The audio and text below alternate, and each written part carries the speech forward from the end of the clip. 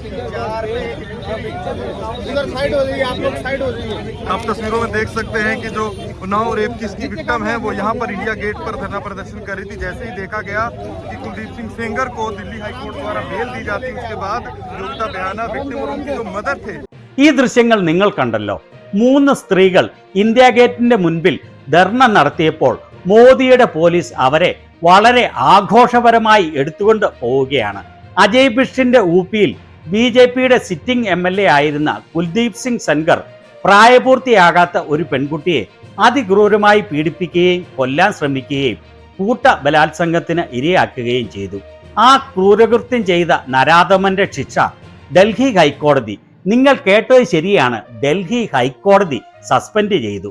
അതിനെതിരെ ആ പീഡനത്തിന് ഇരയായ പെൺകുട്ടിയും ആ കുട്ടിയുടെ അമ്മയും ഒരു സാമൂഹിക പ്രവർത്തകയും വെറും 3 പേർ ധർണ നടത്തി. വെറും 3 പേർ.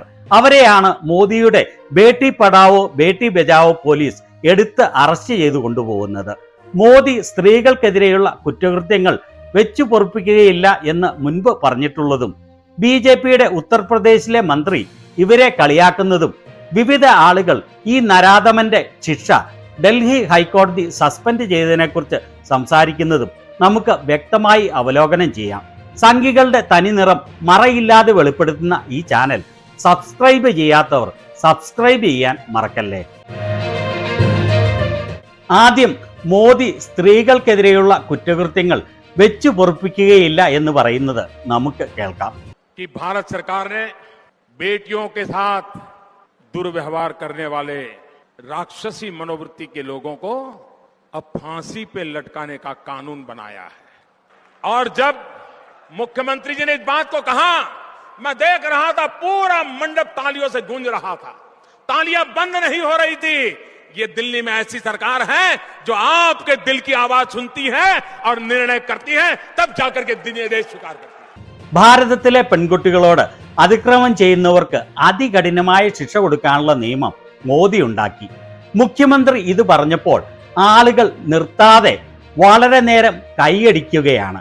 ഡൽഹിയിൽ നിങ്ങളുടെ ഹൃദയത്തിലെ ശബ്ദം കേൾക്കുന്ന, അതനുസരിച്ച് തീരുമാനമെടുക്കുന്ന സർക്കാരാണ് ഉള്ളത്. ആളുകളുടെ മുന്നിൽ ഇത്തരം വെർബൽ ഡയറിയ നടത്തുന്ന മോദിയുടെ കീഴിലാണ് അയാളുടെ സ്വന്തം പാർട്ടിയിൽപ്പെട്ട MLA മനുഷ്യർക്ക് ചിന്തിക്കാൻ പോലും ആവാത്ത കുറ്റകൃത്യം ചെയ്തിട്ട് ഹൈക്കോടതി അയാളുടെ ശിക്ഷ സസ്പെൻഡ് ചെയ്യുന്നത്. 2017 ഈ കൊടും ക്രൂരകൃത്യം അരങ്ങേറുന്നത്.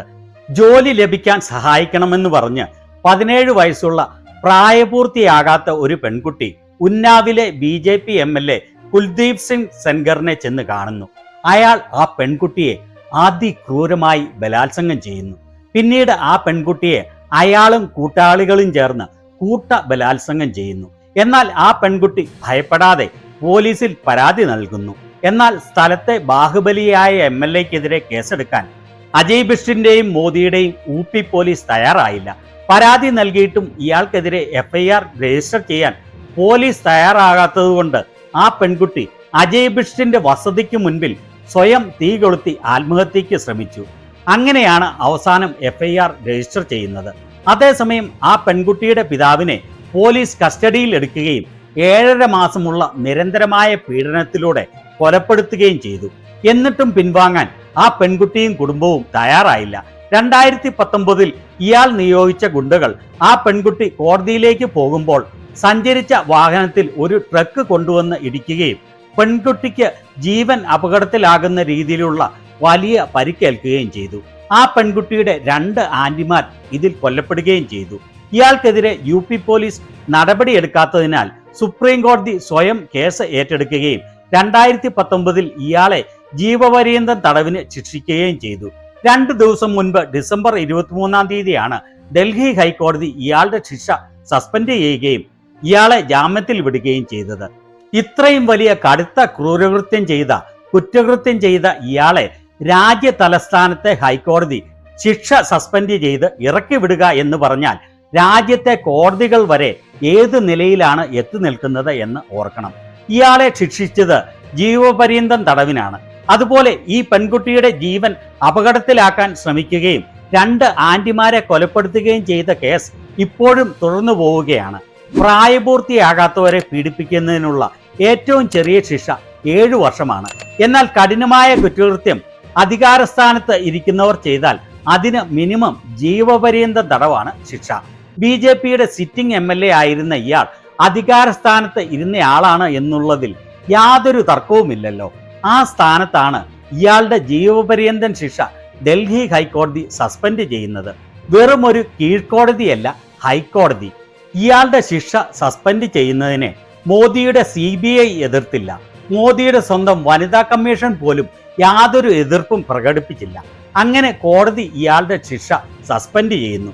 ഇതിനെക്കുറിച്ച് ഉത്തർപ്രദേശിലെ BJPയുടെ പഞ്ചായത്തി കാര്യമന്ത്രിയായ ഓം പ്രകാശ് രാജ്ഭറിനോട് പത്രലേഖകർ ചോദ്യം ചോദിച്ചപ്പോൾ അയാൾ പറയുന്നതും കാണിക്കുന്ന ഗോഷ്ഠികളും കണ്ടുകൊള്ളൂ.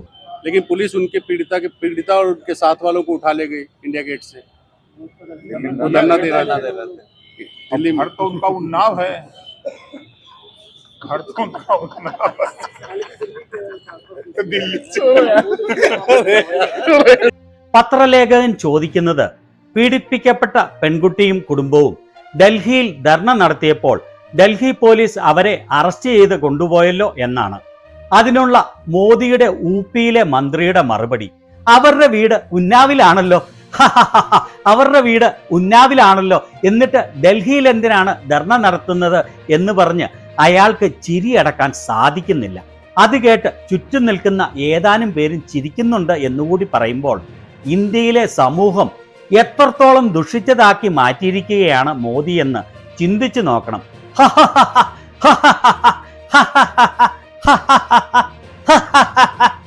ഇയാളൊക്കെ മനുഷ്യനാണ് എന്ന് ഒരിക്കലും കണക്ക് കൂട്ടാൻ പറ്റുകയില്ല. കൊടും ബലാത്സംഗങ്ങളും ക്രൂരകൃത്യങ്ങളും ചെയ്ത ആസാറാം ബാപ്പുവിന് എണ്ണമില്ലാത്ത ജാമ്യങ്ങളാണ് മോദിയുടെ നോൺ ബയോളജിക്കൽ ഇന്ത്യയിലെ കോടതികൾ നൽകിയത്. ഇപ്പോൾ ഏറ്റവും അവസാനമായി 6 മാസത്തെ നീണ്ട ജാമ്യമാണ് അയാൾക്ക് നൽകിയത്. അതുപോലെ കുറ്റവാളിയായ പീഡനക്കാരനായ ഗുർമീത് റാം റഹീമിന് 25 പ്രാവശ്യത്തിലധികമാണ് മോദിയുടെ കോടതികൾ ജാമ്യം നൽകിയത്. എപ്പോഴൊക്കെ ഇലക്ഷൻ നടക്കുമോ അപ്പോഴൊക്കെ അയാൾക്ക് നീണ്ട ജാമ്യങ്ങൾ നൽകും. ബേട്ടി ബചാവോ ബേട്ടി പഠാവോ മോദിയുടെ സ്വന്തം പാർട്ടിയിലെ ചില പീഡനക്കാരുടെ ചിത്രങ്ങളാണ് ഇത്. BJPയുടെ UPയിലെ നേതാവ് അഖിലേഷ് പ്രതാപ് സിംഗ്, കർണാടകത്തിലെ BJPയുടെ സഖ്യകക്ഷി നേതാവായ പ്രജ്വൽ രേവണ്ണ, കർണാടകത്തിലെ BJPയുടെ MLA ആയ രമേശ് ജാർക്കിഹോളി, ഹരിയാനയിലെ മുൻ സ്പോർട്സ് മന്ത്രിയായ BJP നേതാവ് സന്ദീപ് സിംഗ്, BJPയുടെ ഗുജറാത്തിലെ സൂറത്ത് സിറ്റി വാർഡ് ജനറൽ സെക്രട്ടറിയായ ആദിത്യ ഉപാധ്യായ, കർണാടകത്തിലെ BJP MLA ആയ മുനിരത്ന നായിഡു, മുൻ BJP നേതാവ് കനയ്യലാൽ മിശ്ര, ഉത്തർപ്രദേശിലെ മുൻ BJP MLA റാംദുലർ ഗൗർ, ബനാറസ് ഹിന്ദു യൂണിവേഴ്സിറ്റിയിൽ പെൺകുട്ടികളെ ക്രൂരമായി പീഡിപ്പിക്കുകയും അവരുടെ വീഡിയോ എടുക്കുകയും ചെയ്ത 3 പേരിൽ ഒരാളായ BJP IT cell member Kunal Pandey. ഇതിലെ 3 പ്രതികളും BJP IT സെൽ മെമ്പർമാരായിരുന്നു. ഇതുപോലെ വളരെയേറെ ബലാത്സംഗികളാണ് മോദിയുടെ പാർട്ടിയിലുള്ളത്. എത്തരത്തിലുള്ള നീതിയാണ് ഇത് എന്നാണ് ഡൽഹി ഹൈക്കോടതിയുടെ ഈ വിധിക്കെതിരെ ആഞ്ഞടിച്ചുകൊണ്ട് രാഹുൽ ഗാന്ധി പ്രതികരിച്ചത്. അദ്ദേഹം എക്സിൽ എഴുതിയത് ഇങ്ങനെയാണ്: കൂട്ട ബലാത്സംഗത്തിന് ഇരയായ ആളോട് ഇത്തരത്തിലുള്ള പെരുമാറ്റം അനുയോജ്യമായതാണോ? അവളുടെ തെറ്റാണോ നീതിക്ക് വേണ്ടി ശബ്ദമുയർത്താൻ അവൾ ധൈര്യം കാണിച്ചത്? മുൻ BJP MLA ആയ ഈ പ്രതിക്ക് ജാമ്യം നൽകി എന്നുള്ള വസ്തുത വളരെ നിരാശാജനകവും മാനം ഇല്ലാത്തതുമാണ്. പ്രത്യേകിച്ച് അതിജീവിത നിരന്തരമായി പീഡിപ്പിക്കപ്പെടുകയും ഭീതിയുടെ നിഴലിൽ ജീവിക്കുകയും ചെയ്യുന്ന സാഹചര്യത്തിൽ ബലാത്സംഗികൾക്ക് ജാമ്യം, അതേസമയം അതിജീവിതയെ കുറ്റവാളികളെ പോലെ പരിഗണിക്കുക. എന്ത് തരം നീതിയാണ് ഇത്? നമ്മൾ ഒരു മരിച്ചുപോയ സാമ്പത്തിക രംഗം മാത്രമല്ല, ഇത്തരത്തിലുള്ള മനുഷ്യത്വരഹിതമായ സംഭവങ്ങൾ കൊണ്ട് നമ്മൾ മരണപ്പെട്ട സമൂഹം കൂടി ആയി മാറിയിരിക്കുകയാണ്. ജനാധിപത്യത്തിൽ പ്രതിഷേധ ശബ്ദം ഉയർത്തുന്നത് പൗരാവകാശമാണ്. അതിനെ അടിച്ചമർത്തുന്നത് കുറ്റകൃത്യമാണ്. അതിജീവിത നിസ്സഹായതയും ഭയവും അനീതിയുമല്ല അർഹിക്കുന്നത്, മറിച്ച് ബഹുമാനവും സുരക്ഷിതത്വവും നീതിയും അർഹിക്കുന്നു. ഡൽഹിയിലെ നിർഭയയുടെ മാതാവും ഇതിനെതിരെ ശബ്ദിച്ചുകൊണ്ട് രംഗത്തെത്തി.